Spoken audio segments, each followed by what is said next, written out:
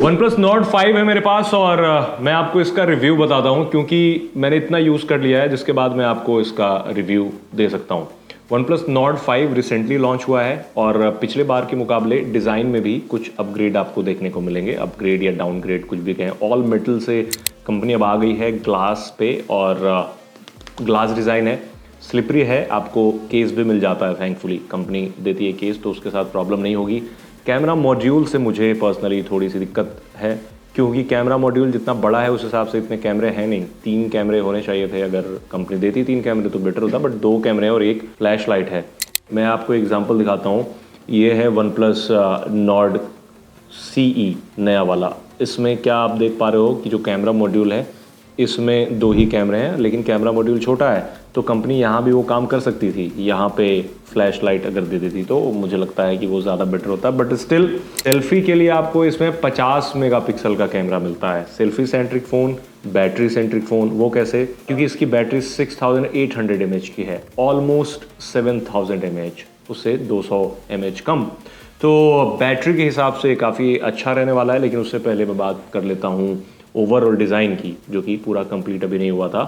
तो overall design यहाँ पर एक जो मार्बल फिनिश है वो आपको अलग अलग लाइट में थोड़ा सा अलग तरीके से रिएक्ट करता हुआ दिखेगा और फ़ोन काफ़ी बड़ा फील होता है, फ़ोन काफ़ी भारी भी फील होता है।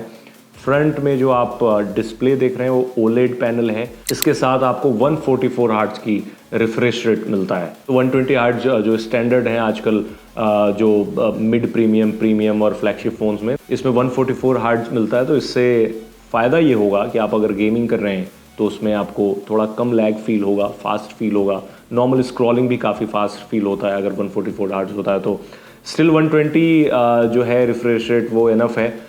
इसमें 6.8 इंच की डिस्प्ले है, इंडोर हो या आउटडोर। पीक ब्राइटनेस जो अपने कॉम्पिटिटर्स हैं उससे इसका कम है, बट स्टिल बाहर आउटडोर में इतना विजिबल होता है कि आप देख सकें अच्छे से और कंटेंट रीड कर सकें। डिस्प्ले अगर आप फुल ब्राइटनेस पे करते हैं तो काफ़ी अच्छी खासी ब्राइटनेस मिल जाती है, बट अगेन कंपटीशन में दूसरे फ़ोन जो हैं इससे ज़्यादा पीक ब्राइटनेस ऑफर कर रहे हैं। एक और चीज़ है, इसमें आपको एक बटन दिया गया है, प्लस की इसे कहते हैं। प्लस की को आप कस्टमाइज़ कर सकते हैं, आप किसी चीज़ के लिए असाइन कर सकते हैं। कैमरा ओपन करना है या फिर कुछ AI फीचर्स ओपन करने हैं तो उसके लिए आप इसे कस्टमाइज़ कर सकते हैं। क्योंकि जब एप्पल ने शॉर्टकट बटन लाया था तो काफ़ी ट्रोल हुआ था एप्पल, मुझे याद है। बहुत सारी कंपनियां इंस्पायर्ड भी होती हैं, कुछ कंपनियां को आइडिया अच्छा लगता है तो अपने में लाती हैं और कुछ कंपनियां इस वजह से भी इस तरह के फीचर्स देती हैं जो एप्पल में मिलते हैं। क्योंकि एक यूज़र जो है, लॉयल फैन बेस जो है एप्पल की, उन्हें ऐसा लगता है कि उस वाले फीचर्स तो इसमें मिल ही जाते हैं तो क्या ज़रूरत है इतना पैसा खर्च करने के लिए। बट अगेन ये काफ़ी आपके लिए यूज़फुल हो सकता है क्योंकि आप इसे कस्टमाइज़ कर सकते हैं किसी दूसरे यूज़ के लिए, तो that's a good thing. But still मुझे ज़्यादा अच्छा लगता था यहाँ पर एक अलर्ट स्लाइडर जो था, स्लाइडर वाली फील, टैक्टाइल फील जो होती थी वो ज़्यादा अच्छी लगती थी मुझे।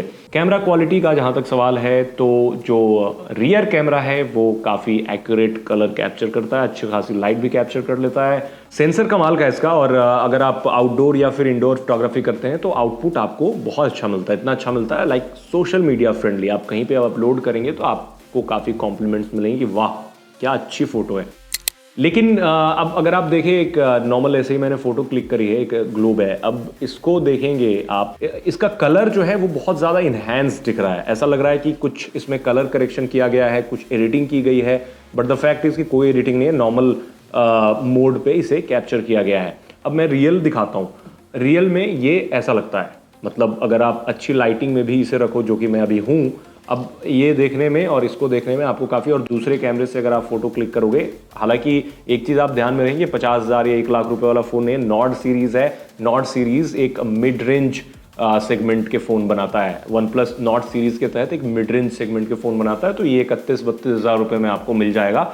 उस हिसाब से फ़ोटोज़ काफ़ी अच्छी आती हैं। मैं ये नहीं कहना चाह रहा हूँ कि फ़ोटोज़ ख़राब आती हैं, बट ये कह रहा हूँ कि इसकी जो फ़ोटोज़ हैं वो रियलिटी से थोड़ी अलग दिखती हैं। लाइक अगर आप एडिट करके करोगे तो आएगा, अदरवाइज नॉर्मली आप क्लिक करेंगे तो इसमें फ़ोटो इस तरह की आती हैं।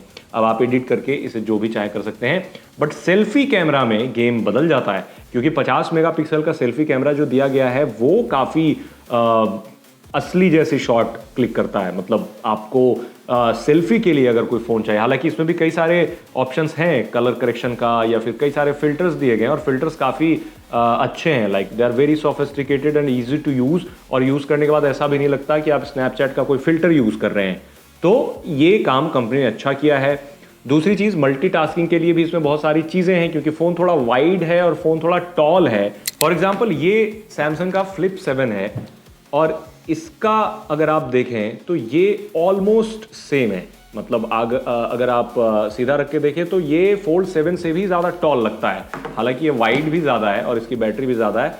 इसमें आपको एंड्रॉयड 15 बेस्ड ऑक्सीजन ओएस दिया गया है। 4 साल तक का इसमें आपको अपग्रेड मिलेगा, यानी ऑलमोस्ट फ्यूचर प्रूफ फोन, क्योंकि 3-4 साल तक एवरेज यूज़र जो है वो अपना फ़ोन चेंज करता है, तो इसमें आपको 4 साल तक का अपडेट मिलेगा और 6 साल तक का इसमें सिक्योरिटी अपडेट मिलेगा। और एंड्रॉयड बेस्ड जो इसमें अपना कस्टम ऑक्सीजन ओएस है वो काफ़ी दिलचस्प है। हमेशा से ऑक्सीजन ओएस हमेशा से मुझे पसंद रहा है और कस्टमाइजेशन के बहुत सारे ऑप्शंस मिल जाते हैं over the period of time. मुझे ऐसा लगता है कि ऑक्सीजन ओएस में कुछ कुछ वो सोल है ना उसका, वो जा रहा है शायद।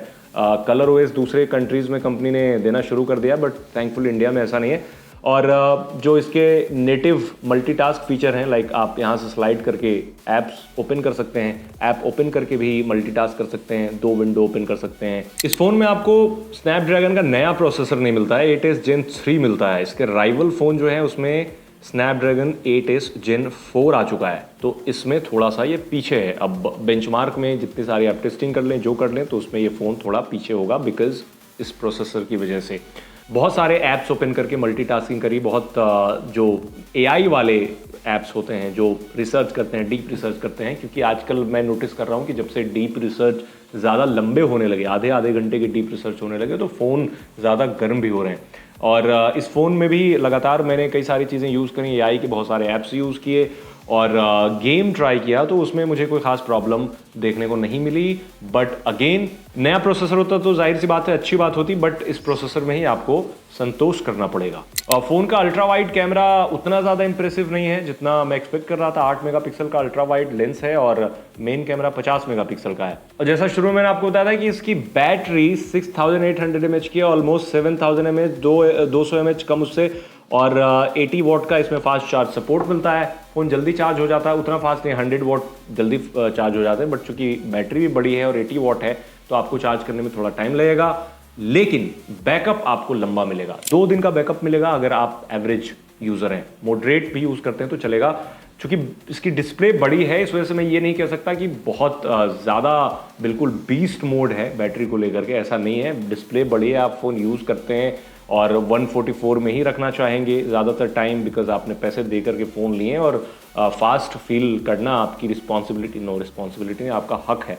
फास्ट एक फ़ोन इस प्राइस रेंज में आपके पास आए, ये आपका हक है। तो इस वजह से आप मैक्स ही यूज़ करना चाहेंगे, तो इस वजह से अगर आप मिला जुला कहूँ तो 1.5 से 2 दिन की बैटरी बैकअप निकाल लेंगे, ज़्यादा यूज़ करेंगे। अब इट डिपेंड्स, अगेन आप इसे एग्जॉस्ट करें तो 18 घंटे में अगर लगातार 15-17 घंटे तक लगातार कुछ ना कुछ इसमें कंटेंट चलाएं तो बैटरी डेड हो जाएगी, मतलब ख़त्म हो जाएगी। ओवरऑल ये फ़ोन काफ़ी बेहतरीन है इस बजट के हिसाब से, क्योंकि 30 से 35 वाला सेगमेंट जो ऐसा है, अब धीरे धीरे कंपटीशन बढ़ भी रहा है इसमें। तो डिज़ाइन, डिस्प्ले, सॉफ्टवेयर, ये सारी चीज़ें इसमें अच्छी हैं। प्लस जो सेल्फी कैमरा है वो भी एक लोगों के ख़रीदने की वजह बन सकता है, क्योंकि सेल्फी कैमरा बहुत सारे लोगों को अभी भी पसंद है और सेल्फी कैमरे से सेल्फी क्लिक करते हैं, सोशल मीडिया पे डालते हैं। इसका रियर कैमरा है वो भी social media friendly photos click करता है, जो कि मैंने आपको शुरू में बताया। और बैटरी लाइफ में तो ऑब्वियसली ये beast mode, sort of beast mode जैसा काम करेगा ही करेगा। और एक दो चीज़ें हैं, लाइक पुराना प्रोसेसर दिया है कंपनी ने, तो कई सारे लोगों के लिए टर्न ऑफ हो सकता है कि पुराना प्रोसेसर क्यों भाई, दूसरी कंपनियां इस सेगमेंट में अच्छा नया प्रोसेसर दे रही हैं। बुरा तो नहीं बोलूँगा उस वाले प्रोसेसर को, क्योंकि वो भी अच्छा प्रोसेसर है, it's very capable processor. Display again 6.8 inch होने की वजह से बहुत सारी चीज़ें कर सकते हैं, लाइक कंटेंट वॉचिंग से लेकर के गेम खेलना या फिर मल्टीटास्किंग करना इस फ़ोन में काफ़ी अच्छा हो जाता है। तो ओवरऑल ये फ़ोन मुझे ऐसा लगता है कि ये एक अच्छा अपग्रेड है, प्लस की भी लोगों को पसंद आ सकता है। तो मुझे तो फ़ोन ये अच्छा लगा, डिसेंट लगा इस प्राइस सेगमेंट पे। कुछ कमियां ज़रूर हैं इसमें, बट उस चीज़ को कंपनसेट करने के लिए कुछ अलग फीचर्स भी हैं। एआई के भी फीचर्स काफ़ी अच्छे काम करते हैं वन प्लस के इन दिनों। आप हमें कमेंट बताइए, अगर आपके पास 30 से 35 हज़ार रुपए का बजट होगा तो आप कौन सा फ़ोन खरीदना चाहेंगे, और यही बताइए कि आपको Nord 5 कैसा लगा।